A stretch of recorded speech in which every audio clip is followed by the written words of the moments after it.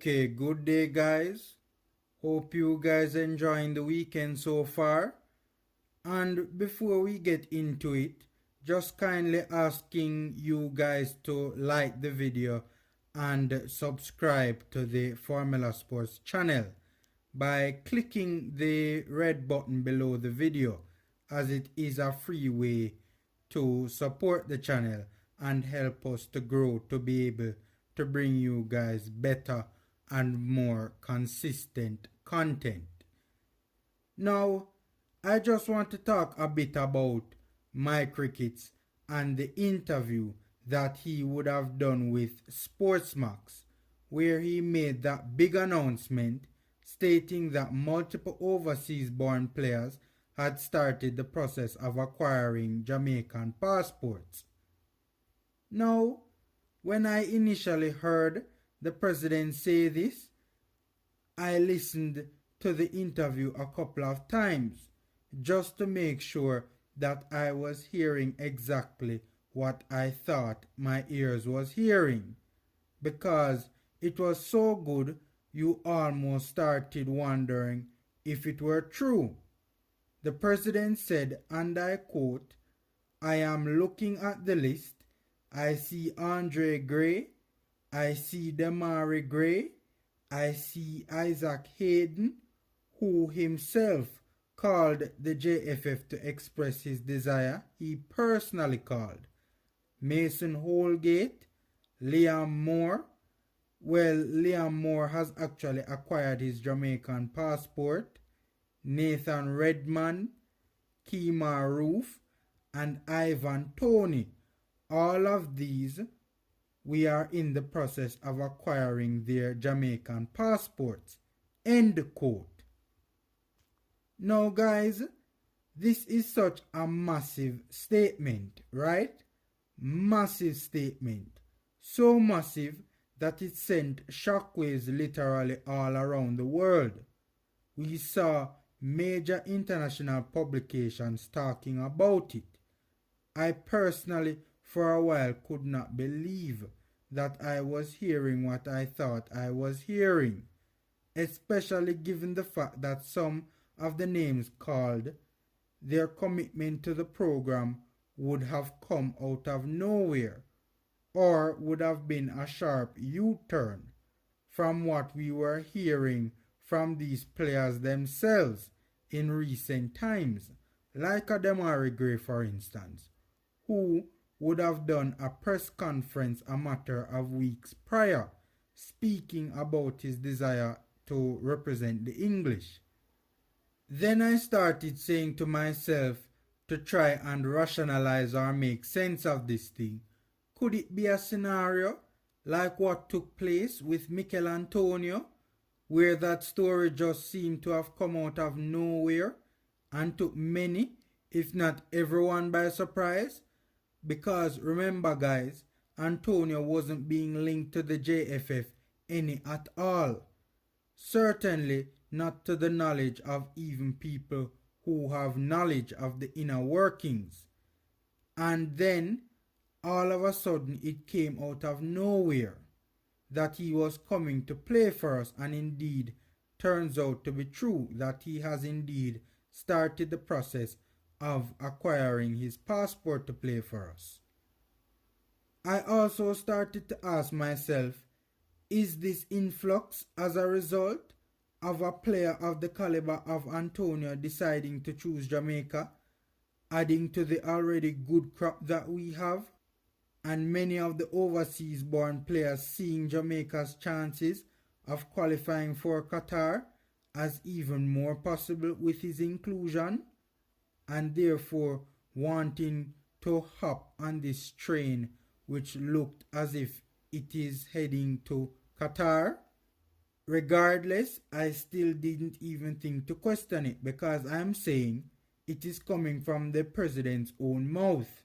So there is no need to question it. These players are indeed in the process of getting their passports. And even though I think the Federation has been misleading in the past, allegedly in my opinion, obviously we can't leave that out, Where I have seen this happen is like, for instance, in the middle of a controversy, and a representative of the Federation is clutching at straws to defend the Federation, like in an interview, and some things are said that might not be entirely accurate, allegedly, or downright don't even make sense. But I never thought that literally everything that came from the JFF, we would have to take it with a grain of salt. Even when it's not a case that they have to be trying to get themselves out of a situation that looks bad. The sad truth is that even just in reporting casual Federation news to the nation in an interview and no pressure situation, and not coming under tough or fiery questioning from the interviewer about a scandal, it is looking like we still have to be careful with this JFF administration, because now what is taking place is that many credible sources are starting to give conflicting reports as to the status of these players. Even the players themselves are doing interviews and painting a different picture from what the JFF would have painted, with that statement coming from the president. And now many people are starting to be confused and asking the question, was the nation misled? For instance, credible public sources are saying that neither Nathan Redman nor Mason Holgate has started the process of acquiring a passport or a Jamaican passport, with the latter reportedly giving an interview basically saying he has not made a decision, and it is being reported that no contact has even been made with Nathan Redmond. And most people, including myself, was very excited about especially Holgate and how big of an addition he would have been to our backline. So hearing credible sources saying that he has not even started the process is very discouraging news for both, but especially Holgate. Demari Gray is being reported as needing more time. It is still very unclear whether his process for a passport has even begun. Hayden is also reportedly still up in the air. So the JFF needs to be more clear as to what exactly is taking place. Ivan Toney recently gave an interview on Brentford's YouTube channel, basically saying right now that he is focusing on club football and that he will sit with his family and make a decision when the season is over. And it is important to note that even though the JFF didn't say outright these players were coming, and only said that the process for getting their passport had started, it was seriously implied that they were coming to play for us, that all these players were coming to represent us. And now what is taking place is that credible public sources are stating that it's not all the players named by the president as being in the process has actually even started said process of getting Jamaican passports. Now, I have to laugh, right? I have to laugh because I have to wonder if the JFF knows about the internet, and that it's not like a time years ago when it was much easier to control the flow of information, when there weren't credible journalists with, for instance, independent YouTube channels with the ability and the resources and connections to check and verify these things. Also, it is so much more easy to get connected to these players and hear from them directly and know exactly what's going on. So even if the JFF was trying to trick the people, and I'm not saying that they were, but even if they were trying to trick the people into believing these players had actually signed up and were coming to play, the fact of the matter is that spell would not have lasted very long. So the JFF seems to be living in a different universe as it pertains to the flow of information and how it works these days. And again, I know the JFF will probably say that we didn't tell anyone they were coming. We just said that they were getting their passports. But allegedly, even this does not seem to be entirely accurate, at least not for all the players named by the president, as again, it is being reported by credible public sources that for some of the players, the process for obtaining a passport has not even started. So again, the JFF president has some clearing up to do, because in this situation, 1 plus 1 ain't equaling 2.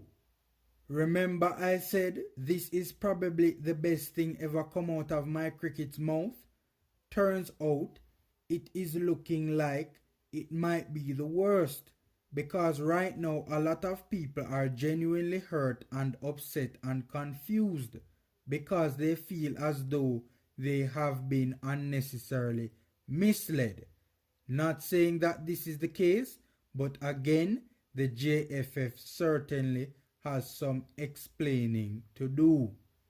Did the JFF have an ulterior motive or have ulterior motives behind this statement? Was this an attempt to try and provoke England into a response? And when the response wasn't forthcoming, to show these England or overseas born players that England is not interested in them, so as to hasten their decision in choosing us, so that we will have more time for the squad to gel than what took place with the rushed approach in previous years? Who knows? If this is the case though, the fact of the matter is that it could backfire. Were they trying to use this as leverage in the salary negotiations with players as a means to help to strong arm them into signing the salary agreement by the JFF's proposed deadline day, by showing the players that we can indeed move on from you guys because we have so many overseas born players that are coming that we can use to take your place, and hence scaring them into accepting and signing. Guys, if this is so, not saying it is so, but if it is so, then this is sad. Did they do it just simply as a diversion tactic to deflect from the controversy surrounding the impasse of salary negotiations between the players and the federation? Because again, it came out of nowhere in the middle of the salary negotiations controversy. And I must say, this sort of diversion tactic is something we have seen before with this federation. Just recently, when everyone was calling for their head during the now infamous Damian Lowe leak tape scandal, or Tapegate, the JFF released welcomed news about the federation's debt, or debt rather, being lowered by $50 million. Again, out of nowhere in the middle of a fiery scandal. Was that to deflect from that raging controversy at that time? In my opinion, this is exactly the case. But the more important question is, was that story even true? The fact of the matter is, had anyone at that time interested in verifying this story? ever seen the JFF's books to be able to indeed verify this story? I don't know. I'm just asking, not saying that it is a lie or not saying that it is untrue that the Federation's debt was lowered by 50 million. I'm just saying we don't have any proof to verify if this story is indeed true. Right? And then again, there is that whole issue of constant allegations of books being cooked. Right?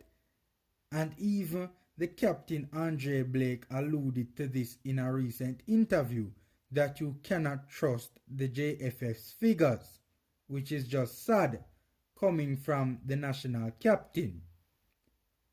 Or was this just a poor attempt at letting the overseas born players know that the country, as in the JFF, and the general populace wants them to play for us by provoking a reaction and an outpouring of support and happiness about their arrival?